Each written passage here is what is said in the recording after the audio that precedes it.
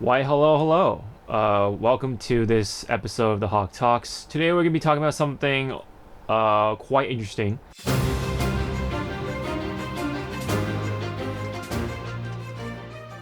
It is regarding to the subject of one of the biggest fighting games of this generation. And yes, I said fighting game because that's just what it is to me at the end of things. It could be a party game, it could be a, multiplayer game you play with friends casually, but when it comes to the 1v1, it holds the same regard as any other fighting game in my opinion. So that's just my take on it. But anyway, yeah, I mean the technical term for it is Platinum Fighter, but at the end of the day, who cares? It brings in a lot of numbers and people watch it and people treat it like it's a fighting game just as anyone else is. It's got the same competitive pedigree.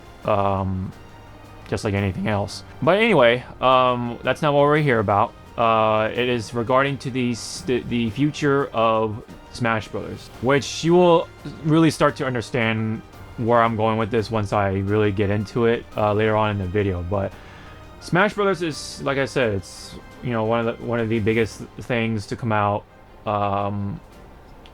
Anything like in any generation really, like ever since from Smash Brothers 64.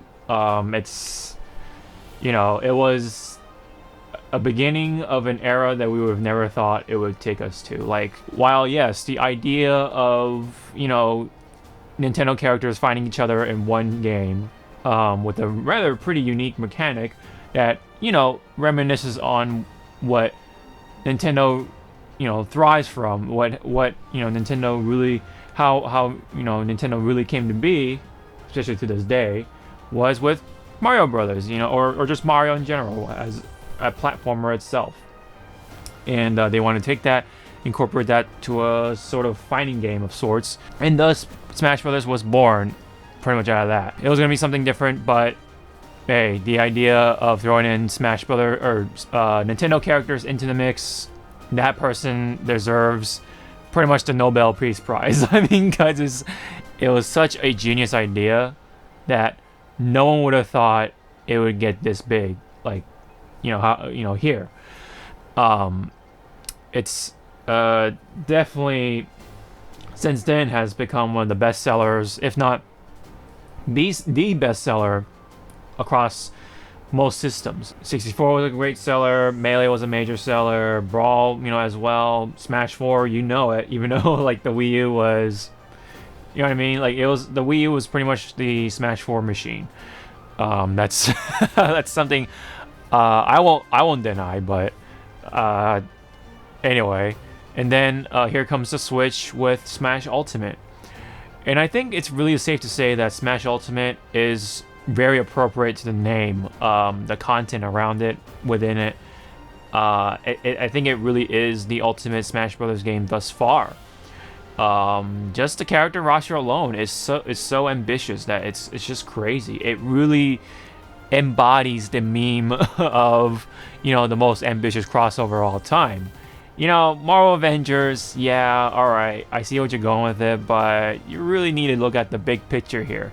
You gotta really see what other crossovers exist out there, and Smash Brothers is, in my opinion, the most ambitious crossover of all time for anything, really. We have not only the Nintendo characters in there. I mean, the Nintendo characters alone are pretty cool, but we have Cloud, we have Mega Man, we have Ryu, Ken, Solid Snake, Banjo-Kazooie, like Joker from Persona 5, Dragon Quest Hero, and you know where I'm going with it. Like, the guest characters is some of the most like unbelievable sort of surprises that video games have ever receive. And these iconic characters have all so far come to this one game, and they can duke it out. And on top of that, the the fighting mechanics, or whatever, the game mechanics are fun itself, for the most part. It's not perfect, of course, but it's still fun, even with the flaws that I've pointed out in my Smash review way back when it came out. And there are blatant issues for 8-player Smash. When it comes to 4-player Smash, a little better, but or more tolerable. But when it comes to 8-player Smash, it gets pretty crazy on the eyes, literally. But as an overall package, though, it is safe to say, and it's undisputed in my opinion, that it is the best Smash game overall. It's as an overall package. It's got good enough single player content. You can have a lot of fun with your friends still, and on top of that, the game mechanics, while yes, it does have its problems, it's like a pretty nice blend between what Smash 4 sort of was, and also with Melee, of course. That there is some sort of essence of Melee kind of thrown in there too. And this time around, it's been catered a little more towards the competitor side of things, which is why, for me, playing 1v1 is some of the most fun I have with my friends, at least. And there are times where I have an itch to go online. Although, speaking of which, that's like the elephant in the room. Obviously, the netcode, like we all know by now, is pretty bad. Especially when you start playing with like doubles and where or like 4-player Smash Online, it can get pretty bad when you're playing with randos. I haven't had a horrible experience with friends, but we still all have experienced the terrible netcode that unfortunately Smash Ultimate brings to the table. And that's probably the most biggest sort of flaw that this game has. I'm very unfortunate. And some of the multiplayer sort of essence kind of did get lost, especially when you bring it up to 8 players. But aside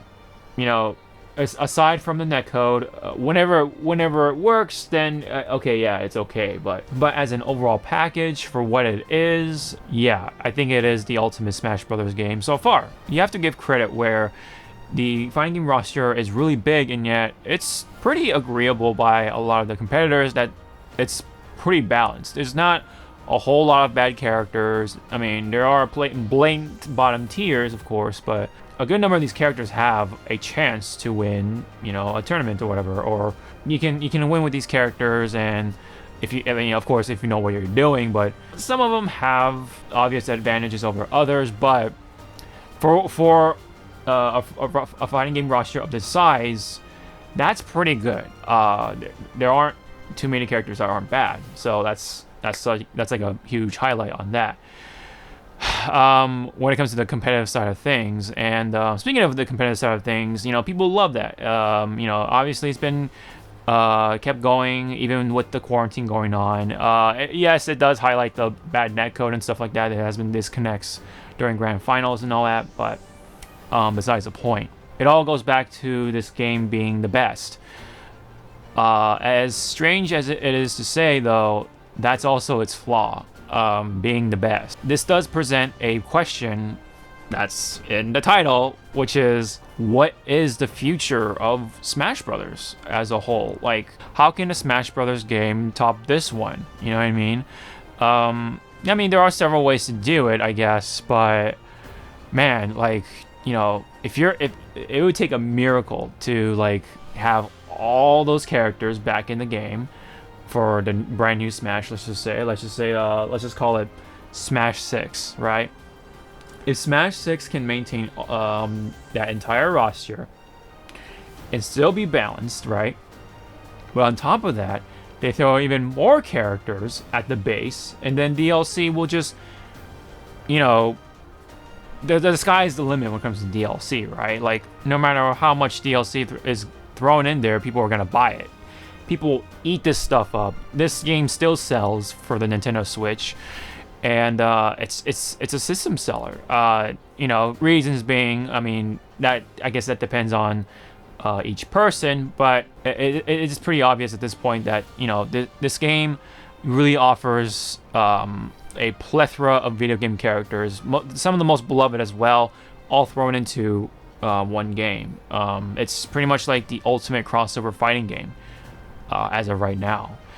So again, it's really hard to top Smash Ultimate after this one. Like, where can it go? How can it do it? So again, what is really the future of Smash? Sorry, I'm kind of like if I'm like dancing around this question, but yeah. So one possibility is they gotta maintain a fighting game roster, but that's hard because of licensing issues that come with it. It was already hard enough to bring back these characters, even though they were previously they had previously appeared in Smash 4, but it's not as easy as it sounds. I mean, like, just because they appeared in Smash doesn't mean they're allowed or given the right to be allowed to appear in the game with the same name. Once again, you have to still go through the licensing process and all the copyrights and whatever trademarks and whatever issues that are related around it, which honestly is one of the biggest culprits when it comes to other fighting games that kind of go with this stuff too, like Dragon Ball FighterZ and Marvel's Capcom and so on and so forth. Like, any of these games that deal with these sort of licensing issues, that could really present a big thorn on the paw sort of situation. So Smash Brothers would have to go through a lot of hurdles in order to maintain that same sort of panache, the showmanship, sort of that entertaining value, sort of it's gotta bring to the table. Like, it's gonna be really difficult. So that's just one issue. How can you sell a brand new fighting game that's Smash Brothers with most likely a lesser roster? They would really have to change up the mechanics, and when you have to change up the mechanics, it's also possible to lose the spirit of Smash Brothers, and it becomes a different game now. So I don't know. I mean, Nintendo really tends to try to move on to the next new thing. They always want to be innovative or whatever. They don't want to go with the same thing or whatever. That's just how that Nintendo has been for many years. I mean, sure, maybe that's why Nintendo is Nintendo, and there are really no competitors for Nintendo. It's its own thing. The Switch will sell units, and Smash Bros. Will sell copies and stuff, and all the rest of the Nintendo IPs, right? That's just how it goes. But, that's just sort of some of the issues as to why, it's going to be really hard for Smash Bros. To sort of keep going with that same pedigree, you know what I mean? One other possibility, what could happen with Smash, at least with this one anyway, is that it could just be a continuous game that they just expand upon, and they just keep adding more and more DLC, and it could just be a live service sort of thing, where they just keep adding more characters, or update the mechanics, or possibly, hopefully, update the netcode, and I don't know, maybe they'll throw in a brand new sort of title on it, like Smash Bros. Ultimate, I don't know, Champion Edition or something, Hyper Fighting, Super Turbo. That's the whole Street Fighter sort of route they can possibly take. Yeah, I mean, it's been said by Sakurai, he doesn't think that this can happen again. It seems like this is going to be his last hurrah. How do you really top that? Seriously, that's literally the $1 million question. These games sell millions. They make millions of dollars, and so if you don't make the next game, as good as the next or the last, excuse me, then it's not gonna make the same amount of money. So that is literally the $1 million question. How do you top Smash? How do you sell the next Smash game? And that's something to really sort of think about. The biggest sort of idea that I have, the idea I would push the most when it comes to selling future Smash games, is to kind of take it to a different direction now. Let Smash Ultimate be Smash Ultimate. You know what I mean? You don't have to make the next game to sort of try to make it bigger than Smash Ultimate ever was. I would say just make a brand new sort of Smash game with not only Nintendo characters, but now you pit that against another big company. You know what I mean? Another sort of franchise. So let's just say, you know, Nintendo versus Capcom, Nintendo versus, or Capcom versus Nintendo, Sega versus Nintendo. Call it something else that bears the Smash Brothers name. You know what I mean? Like Sega Smash Brothers, Capcom Smash Brothers. I don't know. Like it's it's definitely a possible direction they could take, and that way you can keep kind of be fresh about it. So hopefully the idea is that people can sort of forgive the fighting game roster being a little smaller, because now it's going to be a different sort of, it's going to take a different direction. So if you can somehow market this right, you can kind of morph people's heads, which, well, that's what you're trying to do in marketing in the first place, to convince them, hey, this is going to be a different sort of Smash game. It's going to have more of this, but, you know, we have to sacrifice this, but we can bring you this for this title. You know what I mean? So, you know, Capcom characters, you can have like this nice pool of Capcom characters fighting against the usual pool of Nintendo characters for this title, and then you can take that to Sega, you know, have the Sega pool, and then the Nintendo pool, and then I don't know, that's just an idea. That's just how I would try to approach it, like that. But I don't know, so that way you can kind of satisfy the Capcom fans, you can satisfy those who want the Sega characters thrown in there. It's difficult already to incorporate, you know, more characters, trying to, like, you know, fit them into Smash Brothers and make them fun to play, but not only at that, but to please the audience as well, to please everyone, because of course everyone has their own personal picks. Maybe there are a group of people who want just Capcom characters, who want more Sega characters, who want more of these characters, you know what I mean? So kind of branch off to different directions. I don't know.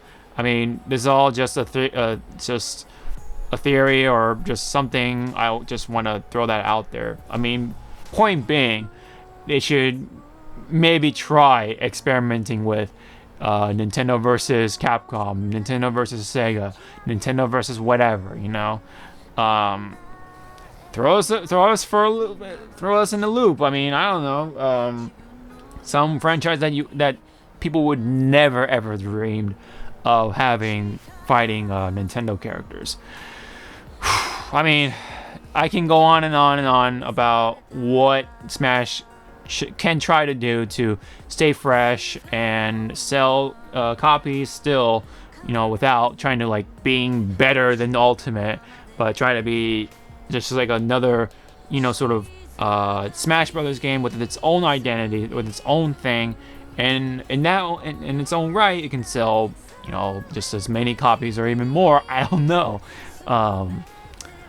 There are some possibilities where it can go, but if they just stick with the general idea for Smash, then it's really hard to say as to how it would perform in comparison to Ultimate. So they would have to do some really crazy things in order to make it brand new looking, and especially with that, you know, the fresh coat of paint or sort of thing. And I mean, who really knows? It's really, really difficult to kind of answer black and white, you know. It's worth, you know, discussing, and I like thinking about those things, and it's definitely fun to talk about, in my opinion. But yeah, you know, there's just possibilities where maybe they already have in mind, but they want to keep it a secret. I don't know.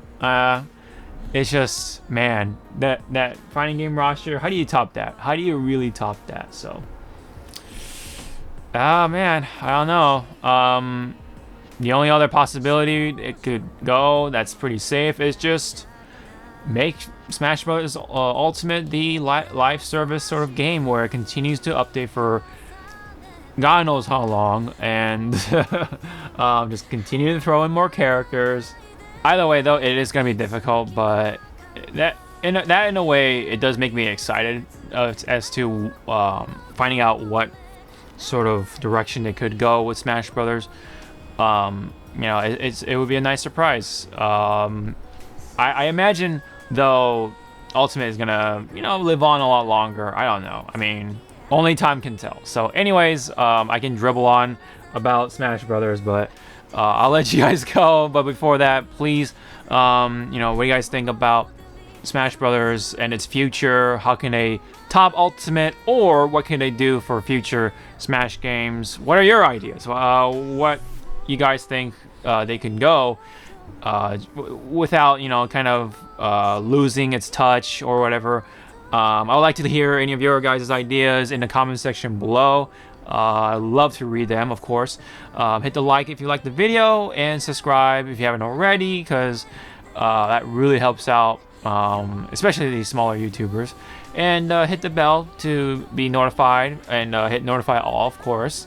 That's when when I put out more videos like this, and I put out other different videos like reviews, gameplay videos, and such. So, but nonetheless, thank you guys so much. And this has been another episode of the Hawke Talks, featuring what is the future for Smash Brothers. Where could they go? What kind of game can they make? How can they top Smash Brothers Ultimate? Will they even try to top it?